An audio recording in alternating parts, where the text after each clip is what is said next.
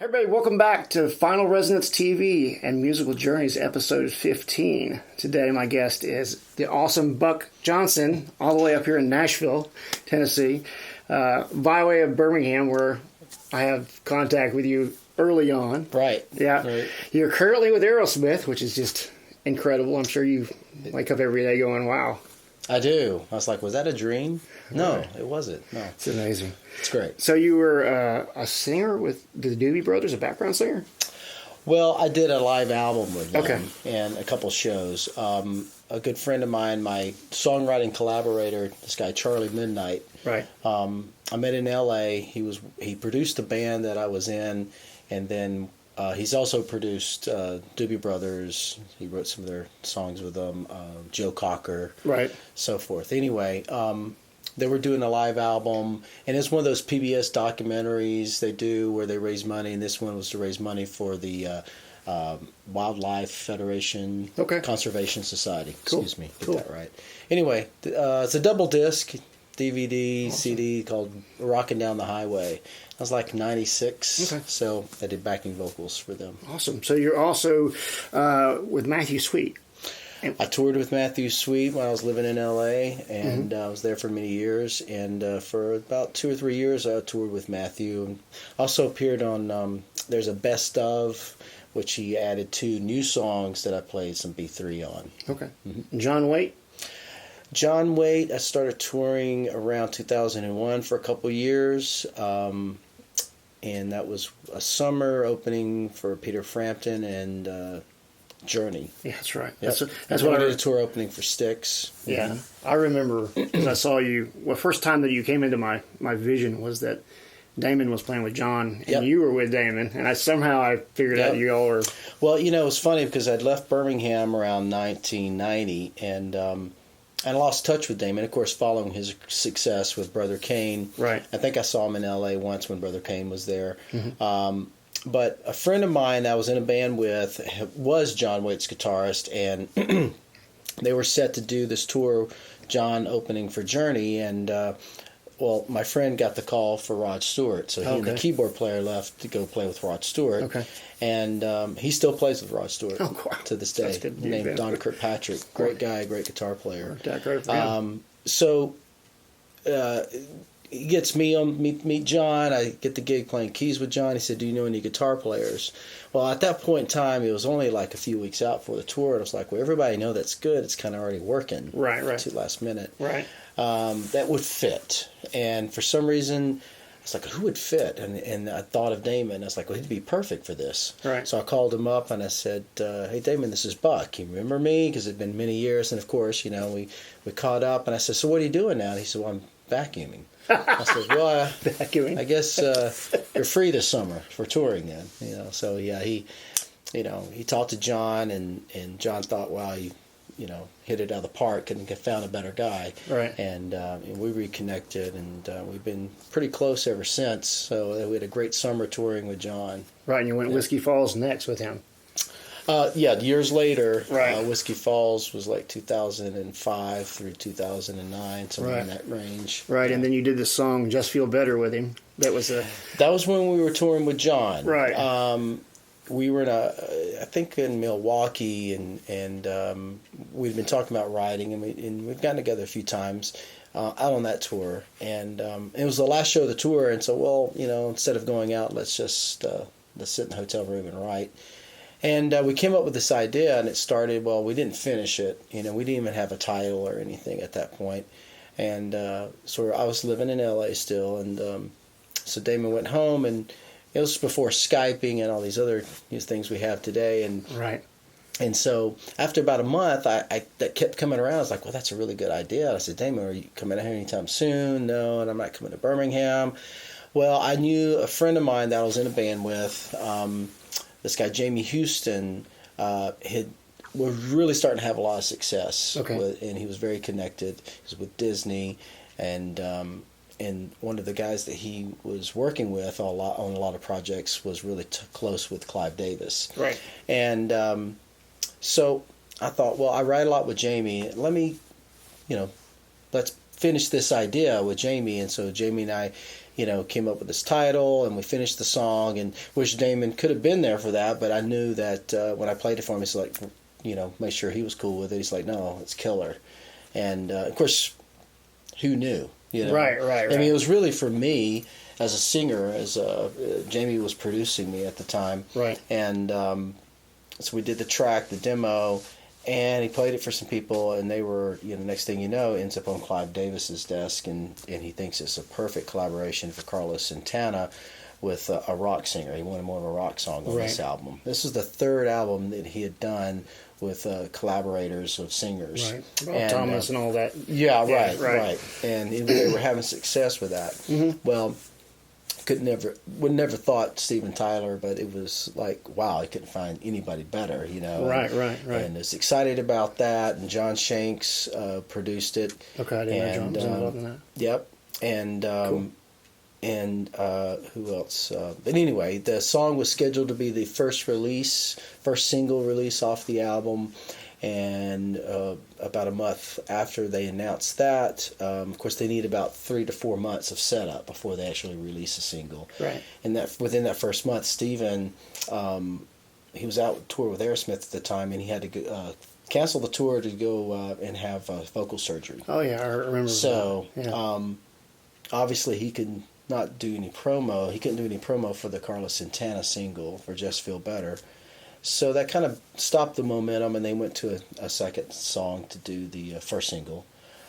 I know it's a lot of information. No, yeah, go ahead. But our song was first single released internationally. It's a total different setup. So it was Song of the Year, most played in Australia. It was #1 in countries like Italy and Spain and Germany. It did really well in Japan. And there was a video for it. Yeah, there was a video for it, and it did okay on the charts when they finally released it as a second single. But I think the record was kind of done at that point. Right. But hey, I was just grateful to get a cut with Carlos Santana and with Steven Tyler. So yeah, the fact that it was even a single, that's really cool. Yeah, it's also on. So that was released in 2005. All That I Am is the name of the album. And then it was released again on The Essential Carlos Santana a couple years later. Okay. So it's on both those albums. And The Essential would be a great one to get, Yeah. Have you seen Clive Davis's documentary?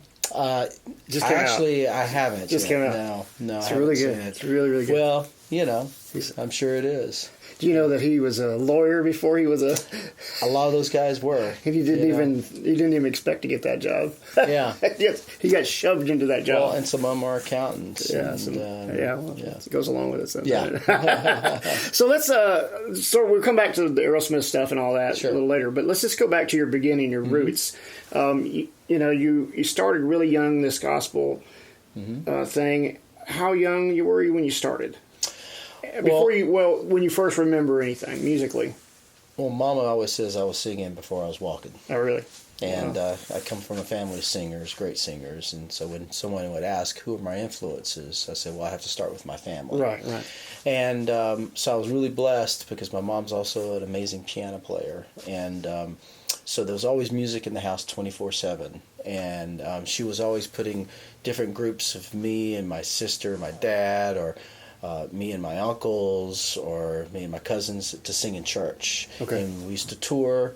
They had a quartet, Southern Gospel Quartet music, the Johnson Brothers Quartet. Mm-hmm. And so, I don't know, around 5 or 6, somewhere in there, that's when I started singing with them in their, concerts. Right. It's usually weekends, Saturday nights and Sunday, all day singing and dinner on the ground. That's what they called it. After church. Right. And and then it just, I took to it. I just knew this is what I wanted to do with my life at a young age. Yeah. And this is before you were 10 years old.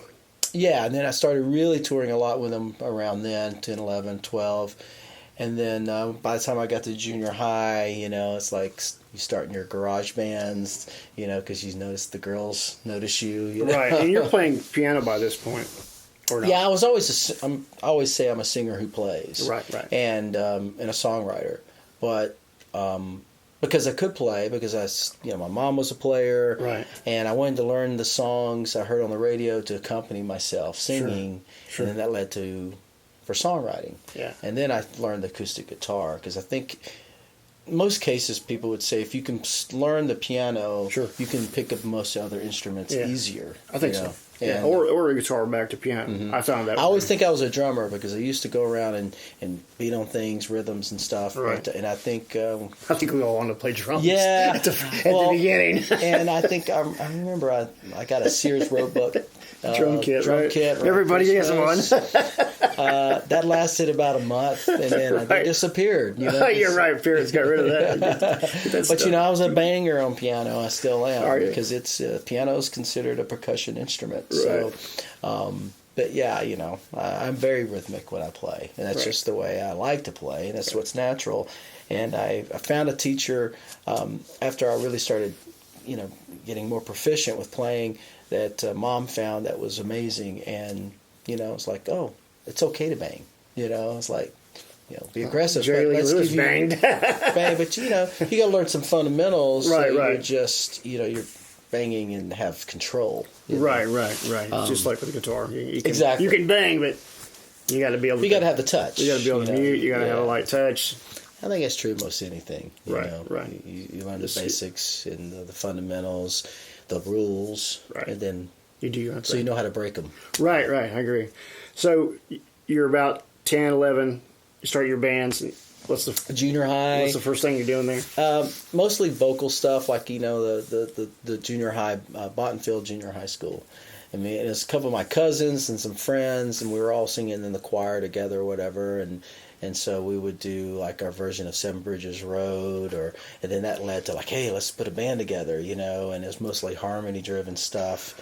And honestly, rock and roll was kind of becoming on my radar because I had older cousins who were into the Beatles and the Rolling Stones and Kiss, and so they were turning me on to this stuff that, and some of it I really took to instantly, especially the English bands that were influenced by the blues and gospel music, like the Rolling Stones or Beatles. Zeppelin. And eventually Zeppelin. Right. I don't think I could have taken Zeppelin in the first introduction. Right. But if it had some soul to it and it had some blues to it, I really took to that. Mm-hmm. And and a lot of the piano players, whether it be Jerry Lee, or Stevie Wonder, Elton John, early Elton John, very gospel-y, and Billy Joel, early Billy Joel. Right. All that stuff was, I just think it's classic songs, it's timeless, and it had some soul to it, and it made you think, it had stories.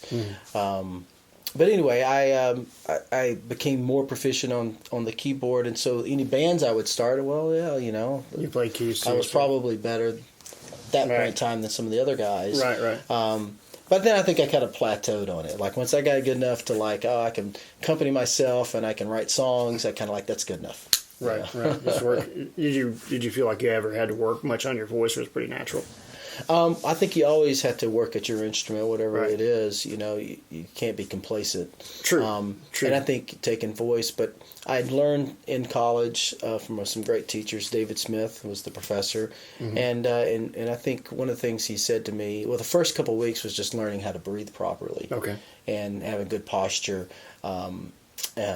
Because you have more sustainability, more power, and better tone, and more endurance, which is key. Right. So he said one of the first things he said was, "I want to teach you what you already know, and just get rid of some bad habits." Right. Okay. Because I think when you start learning music or you perform music and you have a gift or a talent at a very young age, that's a huge advantage. My mom, I'm in the womb, she's playing piano every night. Right. And that's what she was. She's a musician, and so I know that had something to do with it. Sure as well. did. Sure did. You've seen that? I seen a little kid that has perfect pitch. Have you seen that video that's been going around? Mm-mm. There's this one where he could pull out all these polychords where he can pull out every note. Yep. He's only like 10, but his dad's been playing in music since he was a child. That's very intense music, Sure. And his father has taught all the kids to have perfect pitch through this sequence. Well, and I would debate you on that only because my understanding of perfect pitch, like it's all on a spectrum, on a scale, sort of. And I would say, from what I know, because it's all in our DNA. True, you know? right.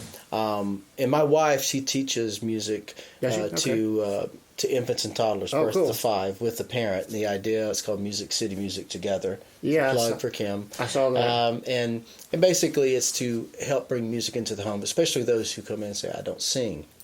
Well, you know, you reach your kids, you go outside and play ball with them. We know the benefits and the bonding and all that happens, but music is something that used to be more part of everybody's life, not just for listening, but participating, and not to become a star or famous, but just to the enjoyment of singing with another person. Sure.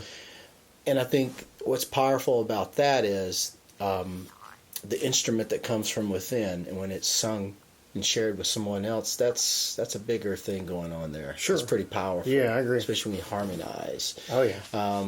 But to get back to your point here, the thing about, we all, children, especially in those fundamental years, have the capability to sing on pitch and to keep time. Now, if you never foster that or learn it, you know, it's going to be hard to develop it years later. Yeah, and that's what if you get them young, you know. But I would say there are about less than a percentage of the population that are truly tone deaf.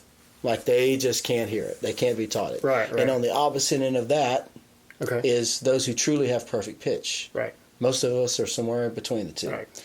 Now, you can learn relative pitch. Sure. Like, you know, if you're studying to be a conductor, they all know 440, you know, A. Right. And that's because every day they walk around with a pitch pipe and they sing it to themselves, or a tuning fork. Right. And so they know that pitch. And then from there, you can give any other pitch. Right. But you know, where our guitar players know E. Yeah. You know, because they hit E all the time. You got 2 of them. EA. And so they can probably give you one of those pitches from there. So relative pitch is something that you can learn. Sure. Perfect pitch is something that, from those, I've known one person in my life who had it, and he wished it on nobody. Really? Because bothered him? It bothered him. All the oscillation of different, like, imagine singing in a choir, you know, and everyone's never on the same pitch, but that's why it choruses. Right, true. So true. It was torture for him. Right, to listen to it. Because they hear pitches like we see colors. Right. Which is one of my friends, and I was telling you earlier, Ross Young, has perfect pitch, but it's through color that he sees a color to a pitch, and that's how he tells what pitch it is. Yeah, he always explains it to me. I'm like, wow, that is it's just like I said. It's we're all wired a little differently. Right. We have more in common than we don't, but you know. But yeah, getting to your point, it's about the enjoyment of it. I mean, that's why you know, as kids, you know, we get together in the garage and we experience this together. I encourage everybody to do it. Yeah. And you know, my family, they still get together and sing all the time, whether it's at church or just get together with some acoustic guitars, and you know, the enjoyment of singing. Sometimes when you get in the business of it, because it is more of a business, you can lose sight of the enjoyment and the honor and the, you know, well, the friendships and the bonds you make with the people you work with. Yeah, exactly. I mean, because I've always found, I was telling one of the girls that's younger that's with me, she's in her 20s. I said, you don't understand, when you're in a band together, it's like you bonded for life, even if it only lasts 3 or 4 years. You're still going to be like brother and sister, brothers forever, because you have that time together. Yeah, that really cool time together. So from that point where you're in the bands, what's the next step? I mean, where do you go from there to the level of professional musician? Sorry, I got a tickle in my throat. It's okay. Well, so high school, still doing the bands, and I think my first band in high school was called, terrible name, Southern Connection. Okay. But so a couple of my cousins, Chris Click. I think I know those guys.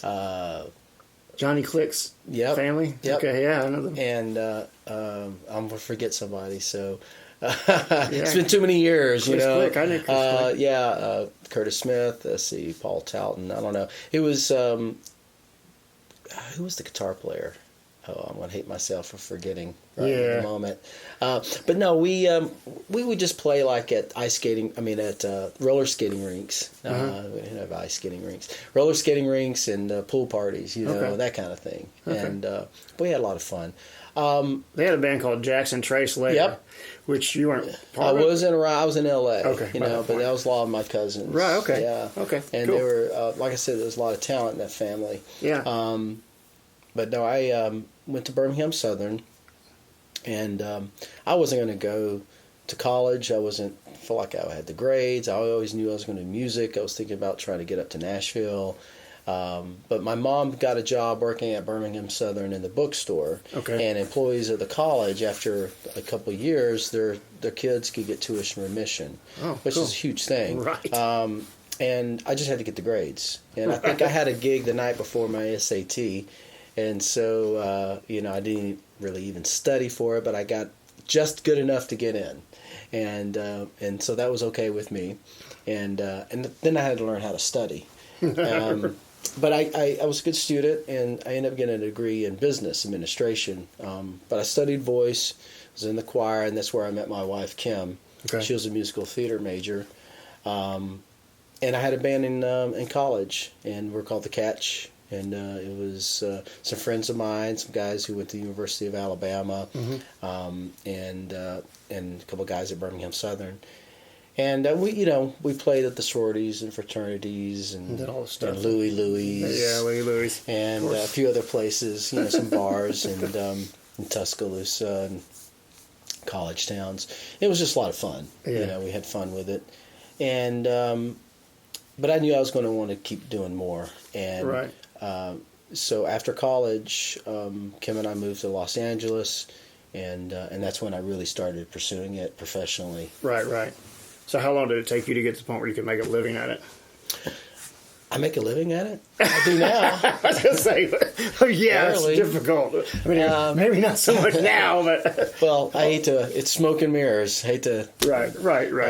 No, it's... I've been fortunate. I always was working, doing whatever I had to do to pay the rent and to be able to keep doing it. Sure.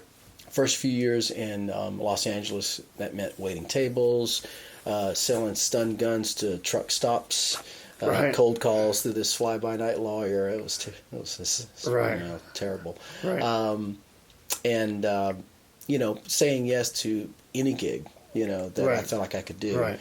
And some were good and some weren't, but it was a lot of hustle. And it was in Los Angeles where there's no place to load in at Coconut Teaser. You're on the corner of Crescent Heights and Sunset. And I got my Mitsubishi pickup truck loaded up with keyboards and guitars, and there's a flight of steps straight up, and there's a gate locked at the top, and you got to bang on the gate. Meanwhile, your truck is with hazards on right on that corner, so you can load in your stuff. And then they don't pay for parking, so then you got to pay for parking, and then load your stuff on stage, play your set, and as soon as it's over, get your stuff off stage. And because the next band's coming on, they do like 5 or 6 bands every night. Right. So it was a lot of that. Yeah, I couldn't do it now if I tried. I would just it's not worth it. Right. If I'm not. But you were young. Well, you're paying to play. Right. But you're doing it. In some cases, some acts would pay me, and and more of those started coming down the pipe. And then, so were you learning sets for people and going in? Yeah, doing all originals. The cover bands out that way.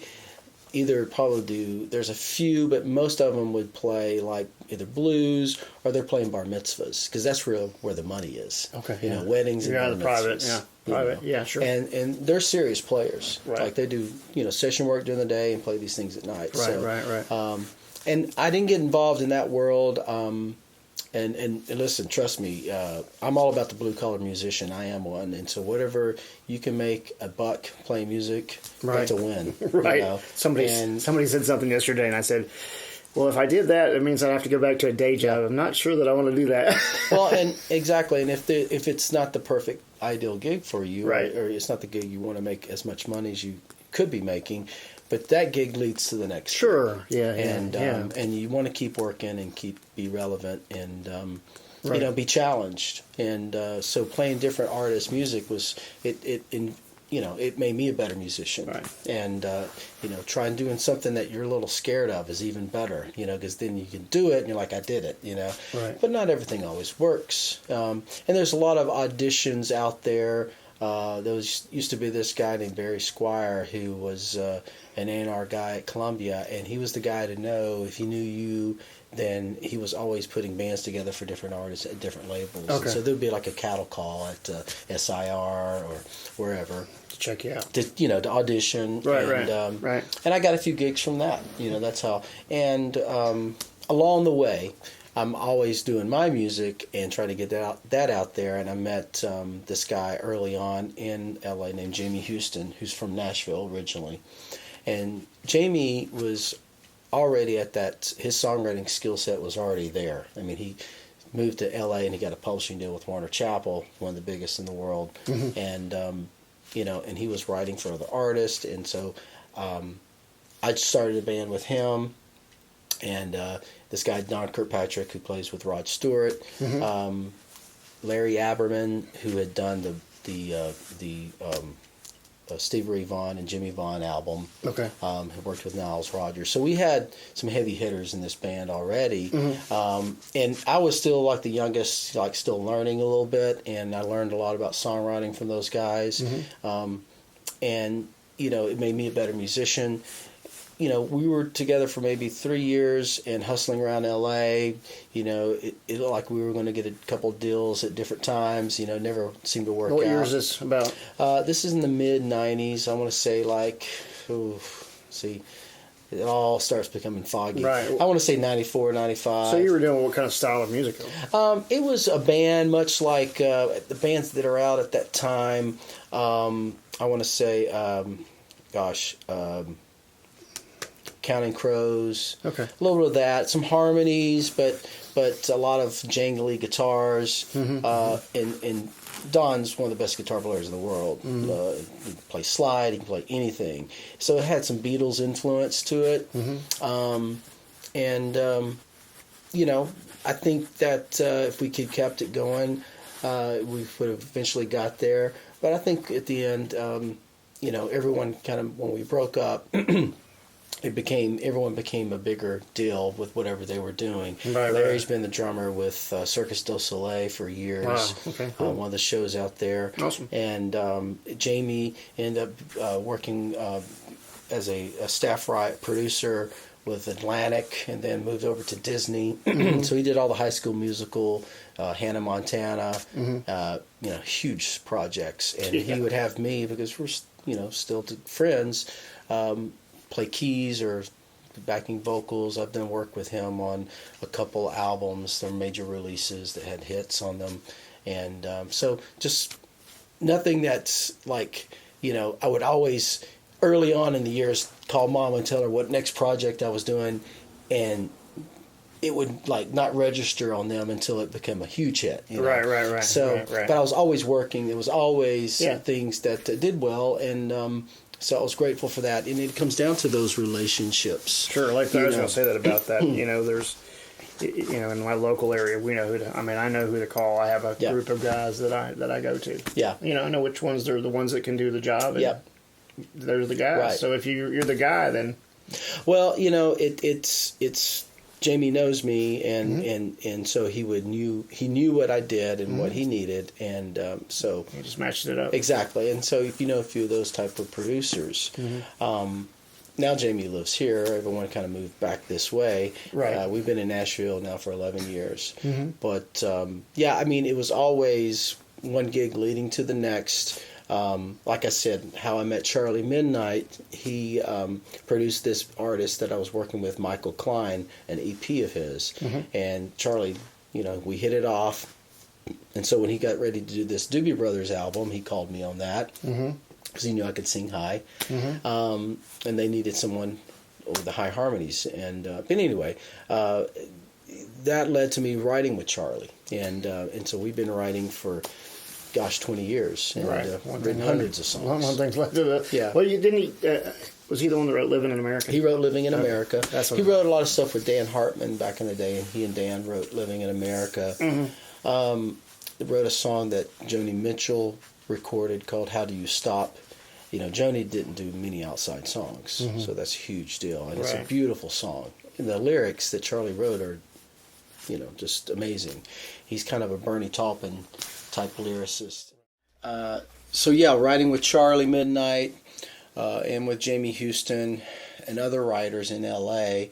I was always gigging with other acts after John Waite. There was a few others. There was an artist out of Nashville called Butterfly Boucher that I toured with. She was on Interscope. She was really good. Timothy B. Schmidt of the Eagles. Oh, yeah, sure.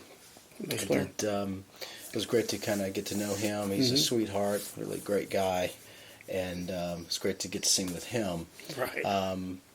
And of course, after me and Buck, my band in L.A., Right.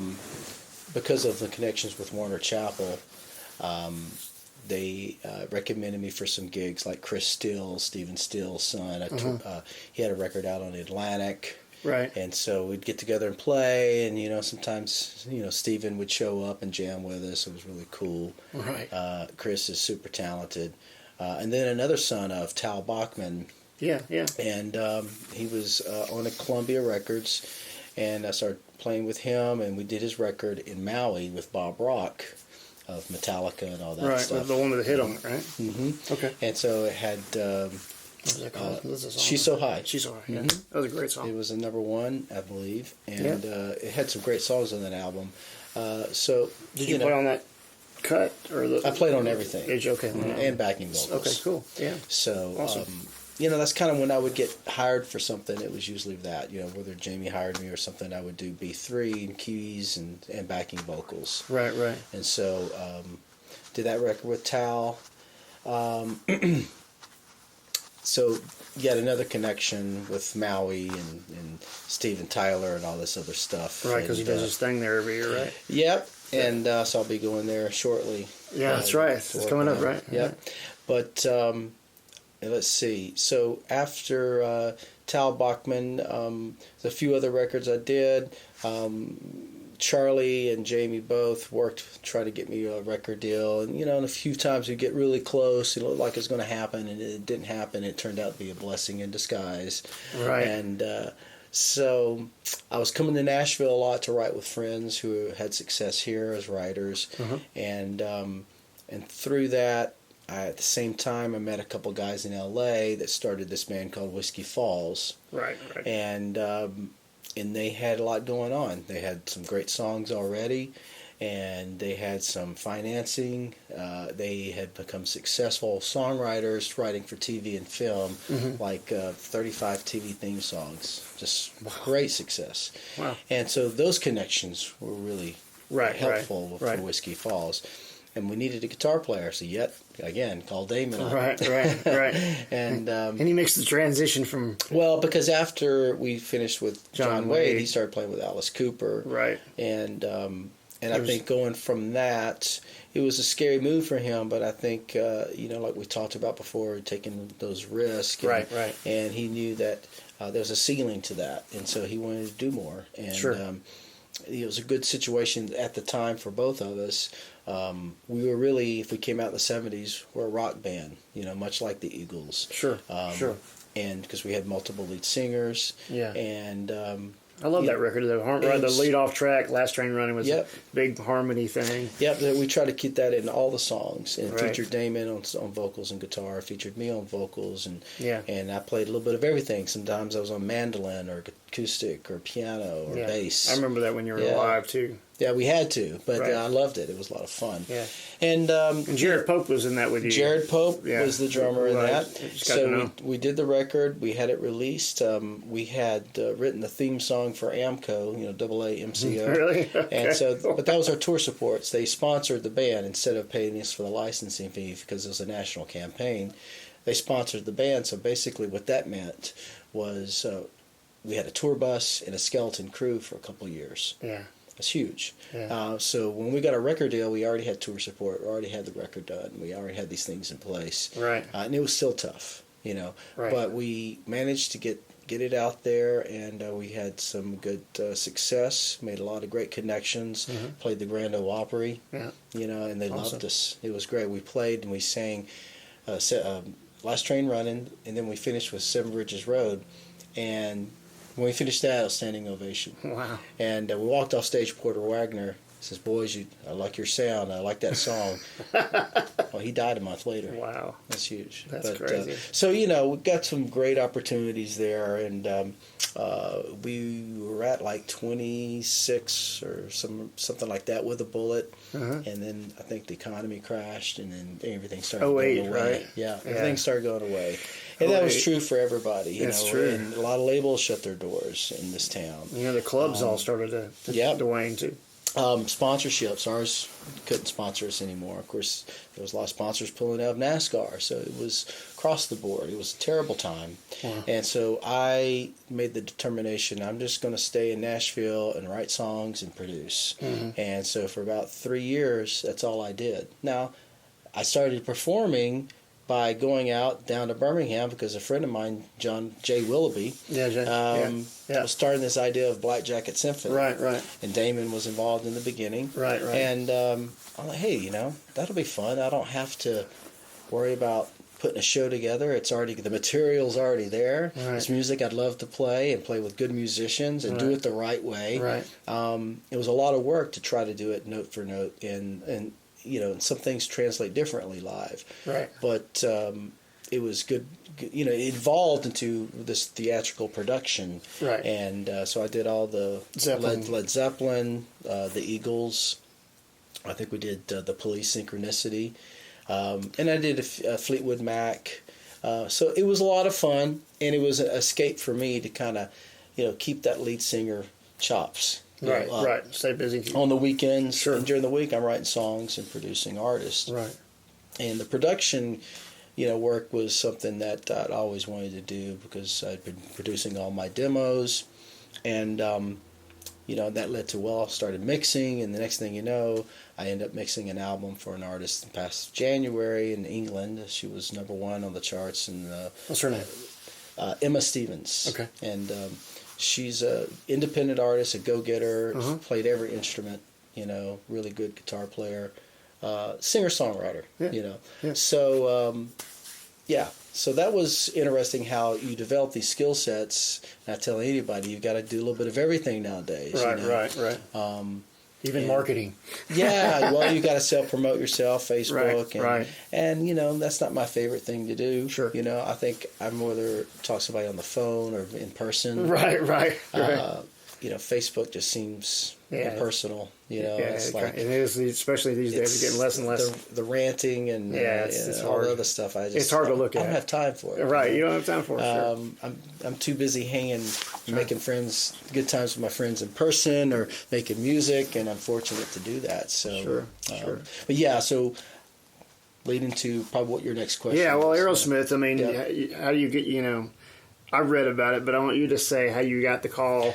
Well, I've shared this story a few times, but I'll give you the cliff notes.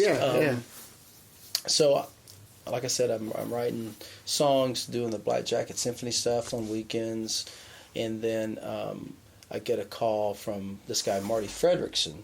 Right. Now this all comes full circle because Marty was the guy who Virgin Records had put Damon with. Right.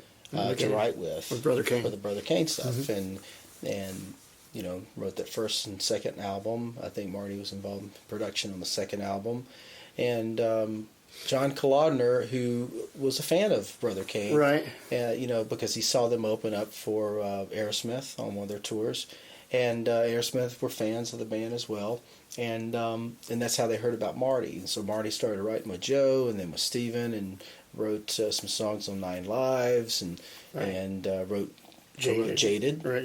Big hit. And so Marty ended up doing a lot more production and songwriting work, and so he was already at that level where I was aspiring to be. And he was great. He's a great singer too. He is, and he was the singer in the band that was in the movie Almost Famous. Yeah, he was the voice. So Marty calls me up one day out of the blue and says, "Hey, there's a possibility the singer that's been playing keys for them may not be around, and are you available? Would you be interested? I was like, well, yeah. I mean, to sing with Steven Tyler, and it's my kind of rock and roll. Right. And so yeah, I didn't think anything of it because I'm like, well, they may work it out. Right, this has happened before. It happens all the time, right? And it does so I happen just all don't the even think about it, Right. Well, about a month later, he calls me and he said, this may happen.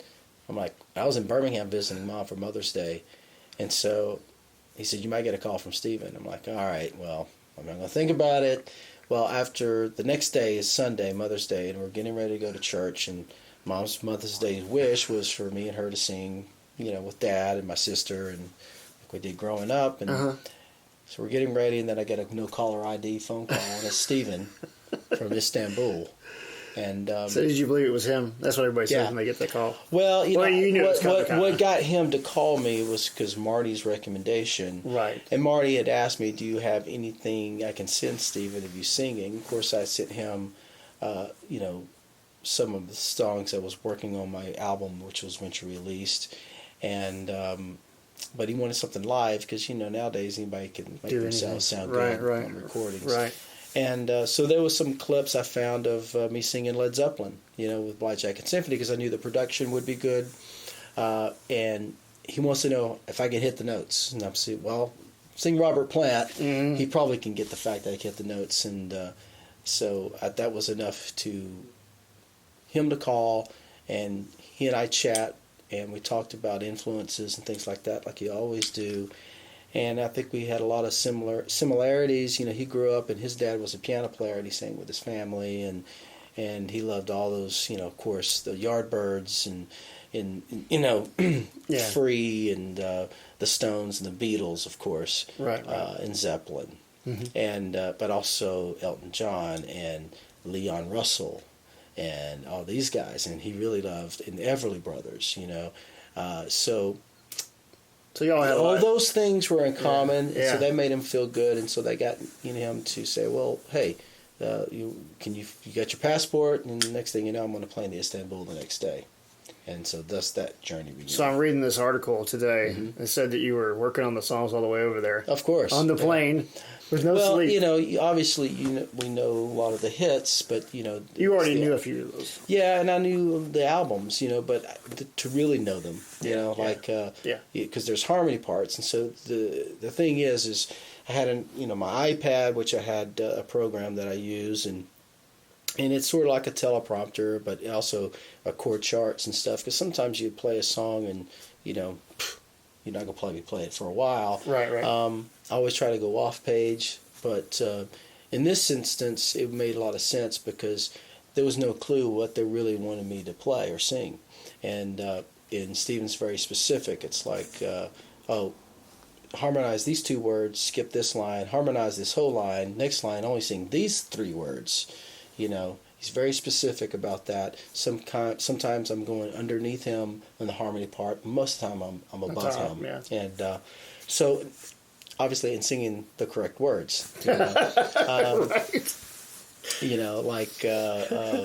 Love, falling in love is hard on the knees. It's a lot of words, Right. And so there's a lot of that. It was a lot of, in my program I could make notes, and then once I got to Istanbul, I sang with him in his dressing room, and he loved it. And I think "Crying" was the first song we sang together because it's one of the higher harmony parts. And and I sing it full voice. That's the way I grew up singing. Yeah.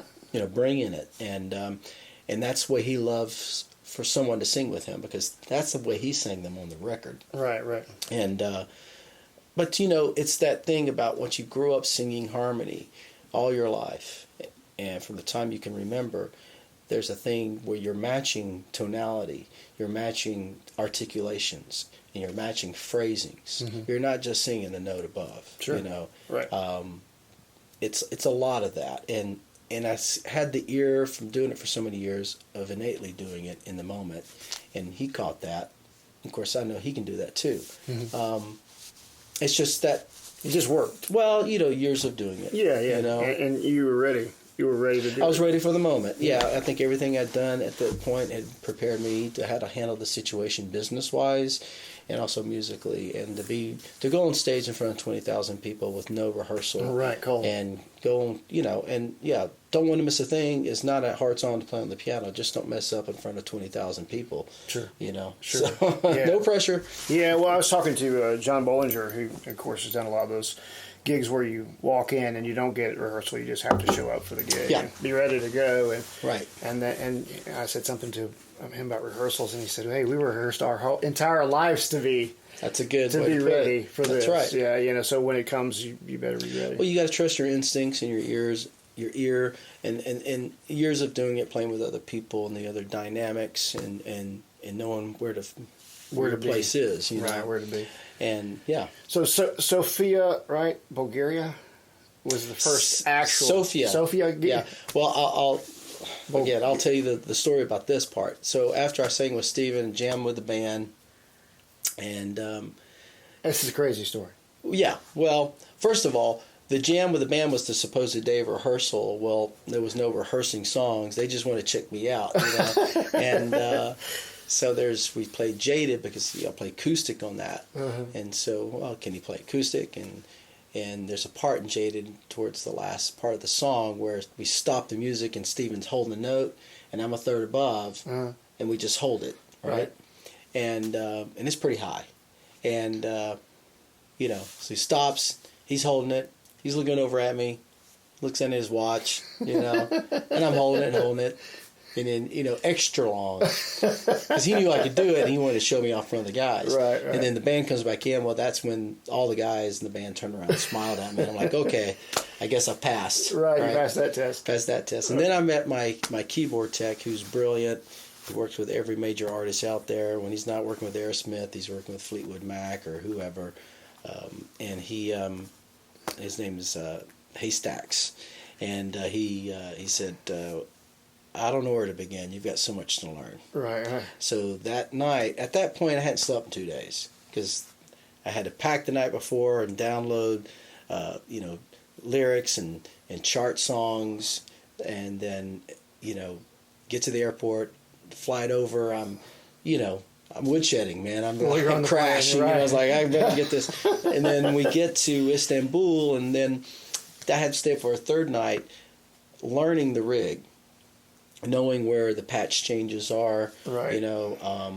What parts I'm playing, and because we had multi-tracks of one of the shows, and I could isolate what I needed to hear from the parts that were played in song.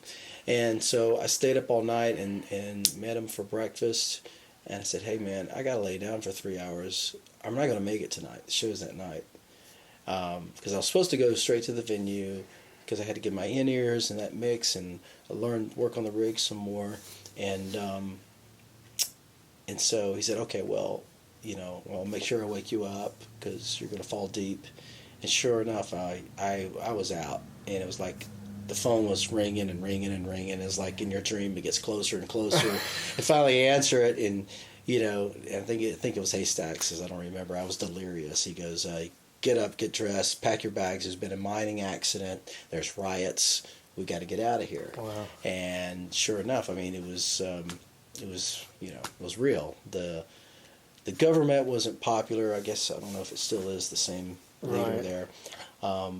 The miners had been complaining about the safety of the mines, the government didn't want to slow down production, so they wouldn't have the inspections. The mines collapsed. 300 men lost their lives. It was a national tragedy there. And so the people were pissed, and they were taking it to the streets. And so there was tear gas and rubber bullets, the whole thing. And, we got out and... dodge and... Yeah, but it gave me 2 more days to learn the show. And get some sleep. And so Sofia, Bulgaria, I'm at this point in my career, I don't get too nervous. I think butterflies are always good before you go on stage. Right. But I was, pretty nervous. And when the show ended, the band, they're out. They're gone. They're already in the cars heading to the airport. The crew, and it's a crew of 50, they start breaking down like that, because they got a lot to do. Right. So there's nobody, I'm all by myself. There's nobody going, man, You did it. Good job. And I'm like, okay, what, well, I threw up. That's the first thing I did. I don't think I'd, had eaten something that agreed with me. But anyway, it was, right. I called my wife. I said, hey, baby, as far as I know, I could be on a plane tomorrow back home. And within like another hour, she calls me back and says, because the song, it's already up on YouTube. Right. I said, I'm watching several songs. I think you did all right. I think you did great. I'm like, okay. and sure enough, it's just that's the way they roll. You're a pro. There's no patting on the back all the time. But you know what? Those guys have been really good to me, and they take good care of me, and they make me feel welcomed. And but they have their own world, and I stay away from that and be respectful of their time. And I travel with them now, and it's a great thing. And my wife Kim got to come out and enjoy that with me on the last couple of weeks of the European tour this year. That's cool. Yeah. So Rock in Rio, just tell me about that experience. Well, after the European tour, we went and did South America, and we did Rock in Rio.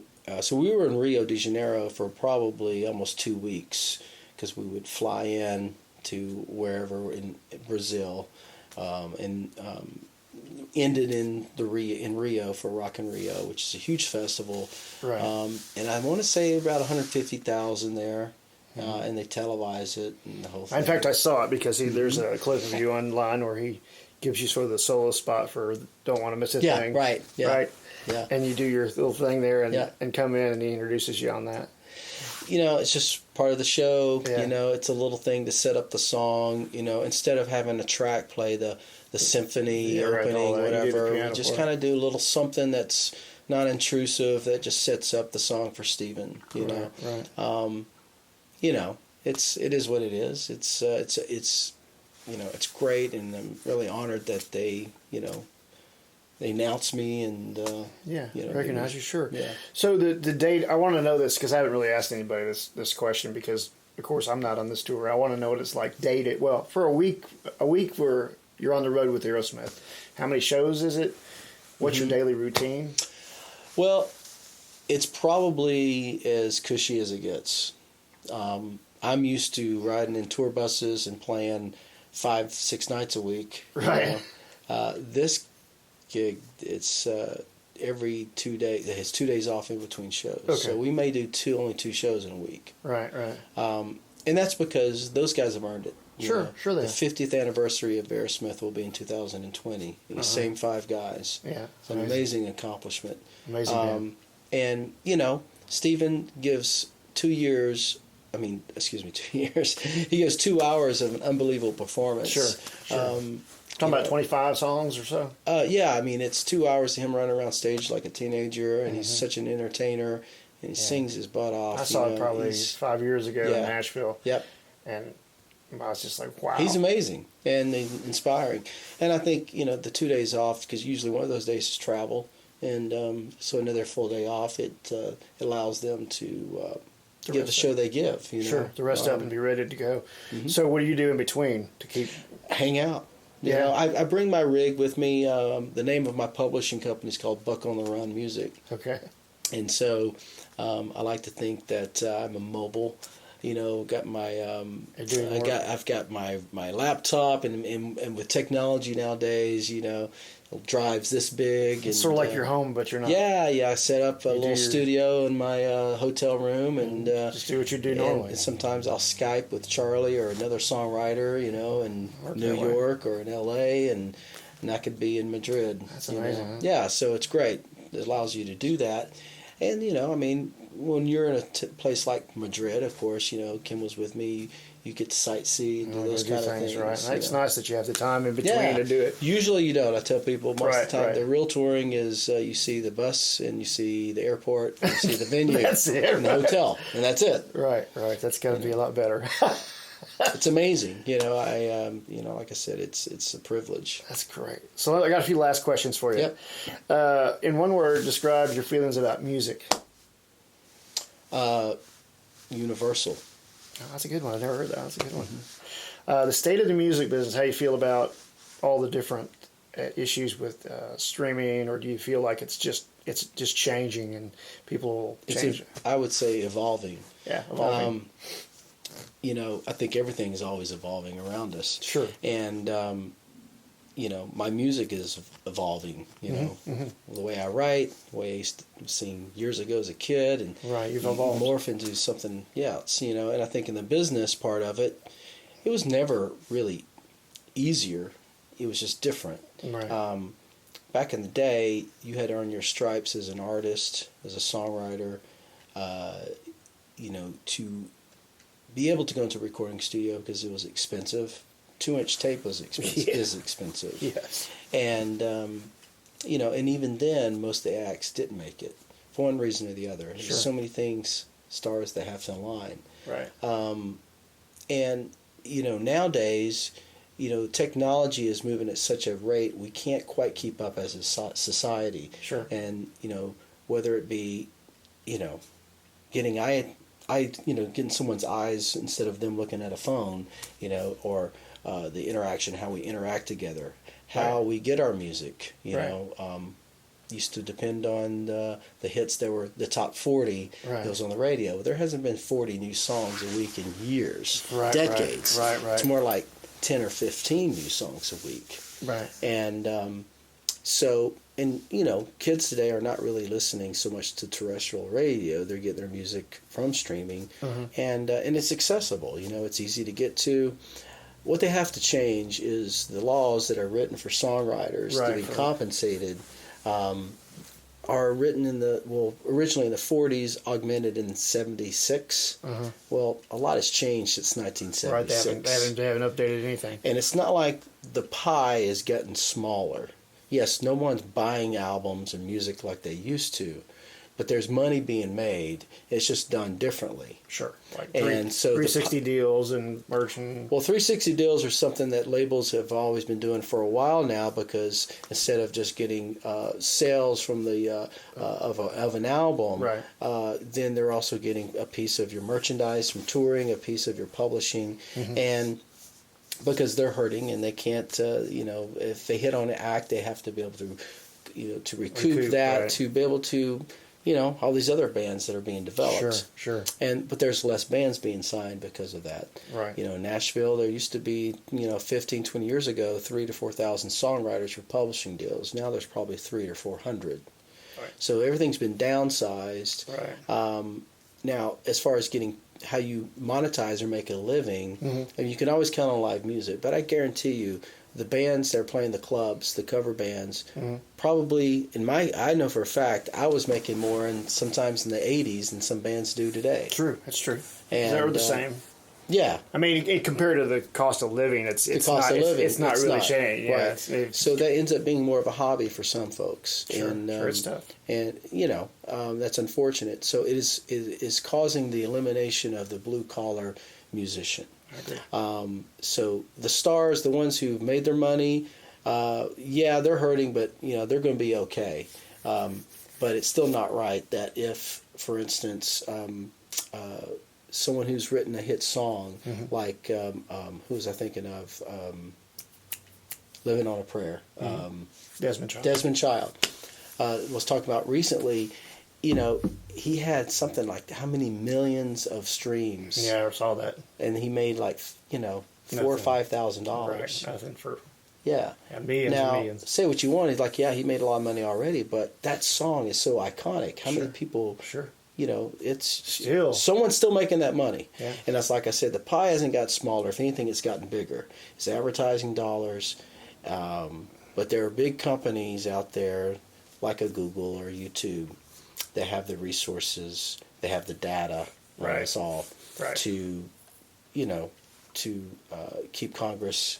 To keep the laws being changed. Right, that's what I believe. I believe that too. That's true. That's true. So if you're a songwriter, a musician, I always tell anybody wanting to get into this, especially nowadays, as Hugh Thomas at Birmingham Southern, the wise professor, told us, if there's two things in life that you love to do, that you're good at, and music's one of them, do the other to make a living. Right.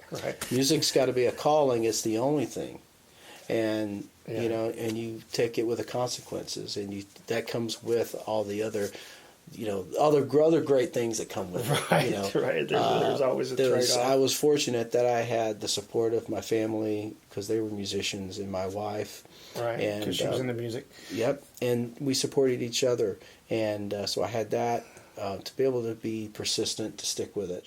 Just real quickly on advice for young musicians. Sure. I mean, you kind of covered some of that, but is there anything else you could say? What would you say if some kid came up to you and said, just tell me a couple of things that...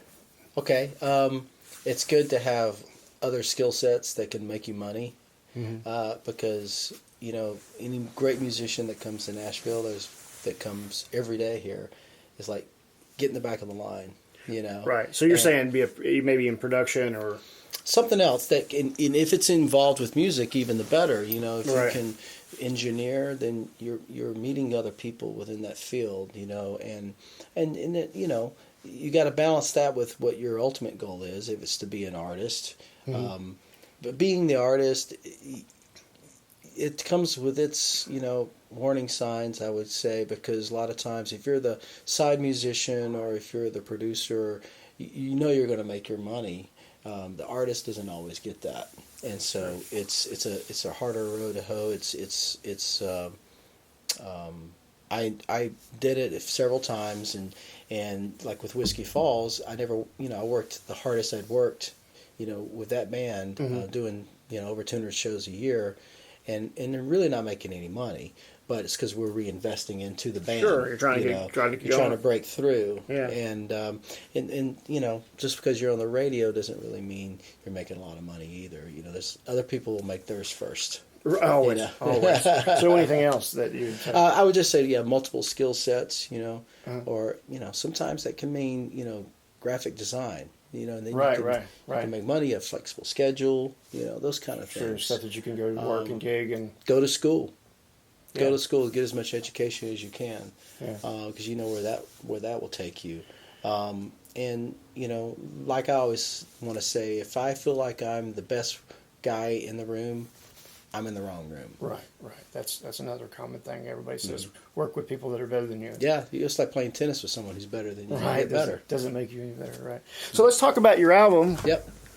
And let's talk about that and talk about how to get enjoying the ride, connect up with you on the internet and all the stuff you do. Yeah, well, buckjohnson.com is the homepage, and that can lead you to everything else.